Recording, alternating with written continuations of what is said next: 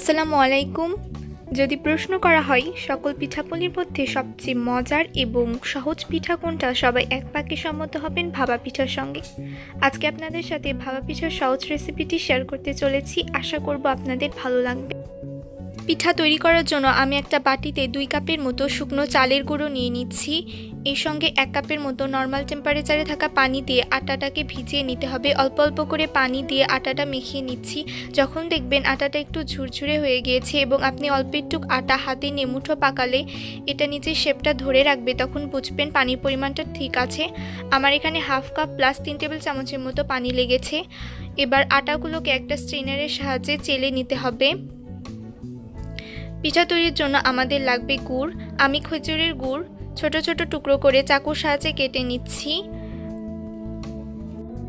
আমরা চালের গুঁড়ো যে চালনিতে চেলে রেখেছিলাম তার ভিতরে 1 চিমটি পরিমাণ লবণ দিয়ে মিশিয়ে নিচ্ছি। আমি পিঠাটা একটা মাটির খুঁড়িতে বসাবো। আপনারা যে কোনো ধরনের স্টিলের বাটি ব্যবহার করতে পারবেন।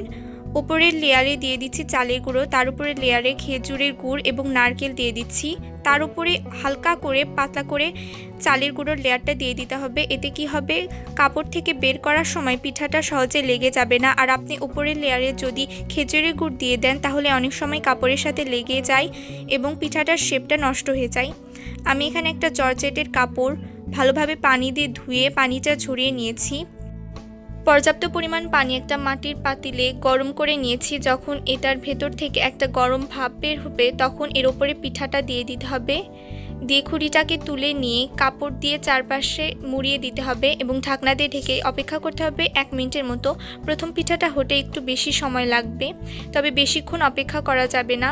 আপনি যদি বেশিক্ষণ পিঠাটা রেখে দেন তাহলে পিঠাটা পানি পানি হয়ে শক্ত হয়ে যাবে। কিছুক্ষণ পরপর চেক করে নেবেন। যখন দেখবেন উপর থেকে শক্ত হয়ে আসছে তখন বুঝতে হবে ভেতর থেকেও হয়ে গিয়েছে, তখন পিঠাটাকে উঠিয়ে নিতে হবে। আপনাদের কাছে যদি আমার মতো মাটির পাতিল না থাকে তাহলে আপনারা যে কোনো স্টিলের পাতিলে পানি গরম করে তার উপর স্টিলের ছাকনা বসিয়ে তার উপর পিঠা তৈরি করে নিতে পারেন। আর পিঠাটা কিন্তু গরম থাকতে থাকা অবস্থাতেই কাপড় থেকে বের করে নিতে হবে। দেখুন উপরে চালের গুঁড়ার লেয়ারটা দেওয়ার কারণে পিঠা সুন্দরভাবে কিন্তু কাপড় থেকে বের হয়ে এসেছে। সো আজকে এখানেই বিদায় নিচ্ছি। সবাই ভালো থাকবেন, সুস্থ থাকবেন। আল্লাহ হাফেজ।